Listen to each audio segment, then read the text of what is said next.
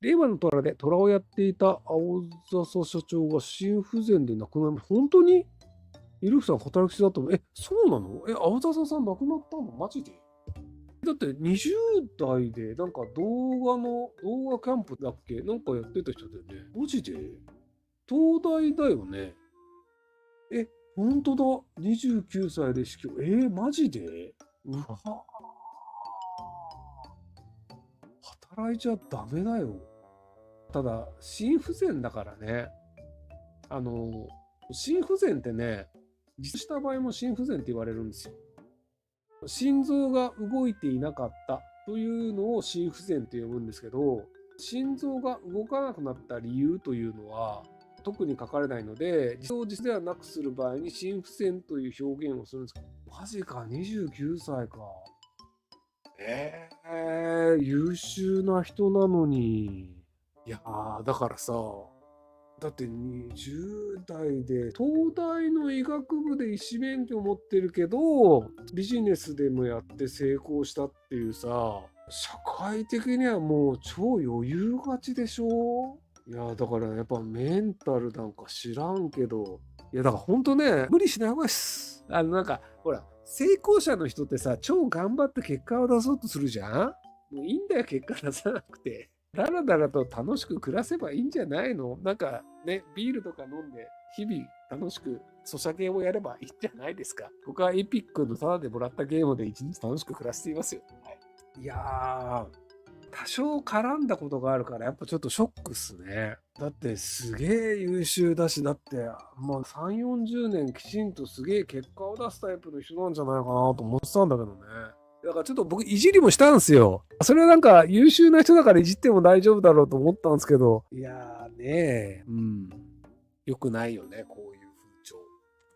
青田社長29歳という若さです。請求されました。関わりはじゃありました。はい。令和の虎的なやつとかで。さっきもコメントしましたけど。いやーだからね。やっぱ努力家の人って何らかしらの努力をしなければならないというハングリー精神とか精神的なものがあったりするのかなと思うんですけど。私はどの分野も上に行けば行くほど少数に所属することになり、精神的に孤独になることが多いと思うんですが、人の人生は能力に起因するという現実があると思います。仮に努力をして上に行ってお金を得た結果、孤独になる現実は日本にいた場合どうすれば幸せになるでしょう？家族を作る。周りから本当の意味での愛情が不足するのが今の日本の経済や SNS の荒れる原因だと思うんですが、どうでしょうか？私は女性側の男性に対する受け皿を広くするのが解決の一つの方法だと思います。思わないいや別に女性側がこうするべきであるとか男性側がこうするべきですっていうのを言ったとしてその通りにするやつがどれぐらいいるかって話なんですよ。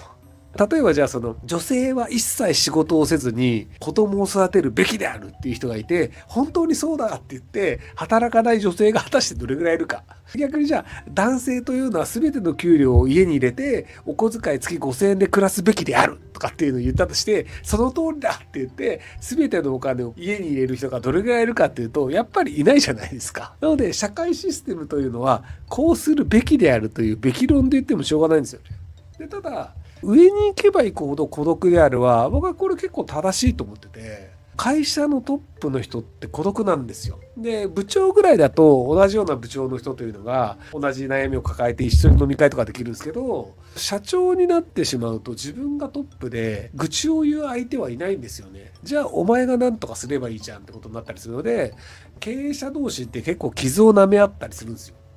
仕事と関係ない港区女子とか呼んでそういう話をするみたいなのがあったりして、割とね経営者とかで孤独な人は結構多いんですよね、僕が見る限りは。で経営者としてもある程度ライバル関係だったりとか、経営者同士だとどっちが儲かってるとか上下関係みたいなのもやっぱりあったりして、純粋な友達っていうのはやっぱ作れないんですよね。社会的なポジションを得てしまった人って結構ね話をする相手がいなくなる人多いんですよ。タレントさんとかもそういう傾向あるんじゃないかな。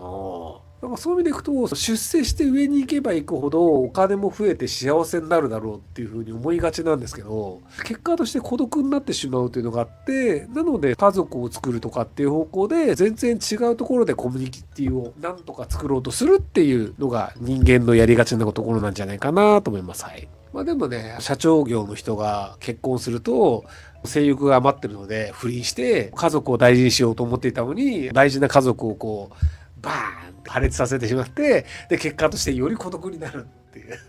一回孤独になってる状態で幸せな離婚した家族はそれなりにあって子供に会いたいけど会えないみたいなのがあって孤独が一人の孤独じゃなくていなくなってしまったというより強い深い孤独になってしまってどんどん病んでいくっていう。病んでいくところが嫌だからじゃあ若い女に手出したりしてでそこでトラブってでまたそれでなんか社会的なバッシングとかになって余計辛いことになるっていうのになりがちなのでやっぱねタレントとか社長業とかで性欲強いやつっていうのはね基本的に結構きついんですよね人生。はい。いやー、なんだろうね。なんかね、やっぱね、性欲強い成功者ってね、なんかね、幸せそうじゃない時を結構見るんですよ。なんでなんだろうね。楽しそうな人っていうのを大人になってから見るのでいくと、金持ちじゃないやつのは楽しそうにしてるやつ見るんですよね。例えばじゃあクラブ的なイベントとか花火大会とかでもいいですよ。そういうところですごく楽しそうにしてる大人ってるじゃないですか。大体金持ちじゃないんですよ。わかんないけどね。見た目とか立ち居振る舞いとか着てるものとか見てても、でもそういうところで楽しそうにしてる人って、やっぱりなんかね、お金ない人の方がそういうところで楽しんでるんですよ。で、なんかね、お金のあるやつはね、ひねくれててね、そういうところでね、素直に楽しめないんですよね。で、なんかじゃあクラブとかですげえなんか楽しそうに踊ってる人とかを見ると、やっぱりなんかね、そんなにね、お金持ちそうなやつじゃないんですよ。で、お金持ちそうなやつって奥の方のね、ソファー的なビップ席とかで座って酒飲んでるんだけど、クラブって踊るための場所なのになんでソファーで酒飲んでんのみたいな。それ家でやればよくねみたいな。横のお姉ちゃんとか喋ってんだけど、いやいや、こんなうるさいところで喋るぐらいだったら家でやれよとか思うんですけど、なので、せっかくクラブに来てクラブを楽しむ、音楽を楽しむ、音楽に合わせて体を動かすっていうのをやらずに、うるさい中でこうお酒を飲みながらお姉ちゃんと喋ってるみたいな、キャバクラ行けよっていう。なんかね、この状況で楽しんだ方がいいよねっていう楽しみ方ができる人に金持ち少ないんですよ。これがね、逆説的な問題で、そういう風なところで楽しんじゃうやつは、金持ちになれないのではないかっていう。失うものがないと気楽なのかね。バカになれたもん勝ちっていうのがあるんだけど、バカは最初から勝ってんだよ。頭のいい人が、バカになれたもん勝ちだよね。バカになって楽しもうとか言ってるけど、それだったら最初からバカなやつもう勝ってんじゃんみたいな。だから実はね、幸せというのは、あんまり頭良くない方が幸せなんじゃないかっていう、こう逆説になってしまうんだよね。何をもって人が楽しそうなのか幸せそうなのかっていうのを見てるとね、やっぱりなんか、頭がいいとか成功してるというのは、実はなんかね、その人の幸せに与える影響というので考えると、結構微妙なとこあんのかなって気がするんですよ。ただ、不幸は避けられます。金を持ってると。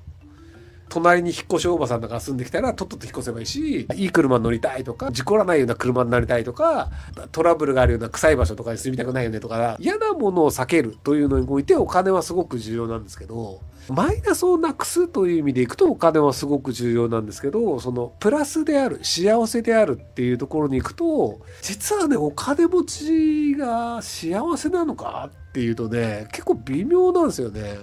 ベンチャー企業で成功したいですとか、事業やりたいですっていう人で、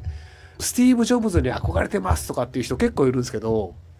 スティーブ・ジョブズが死ぬ前に言ったのは、仕事なんかより家族にもっと時間を使えばよかったっていうのが、彼が人生で、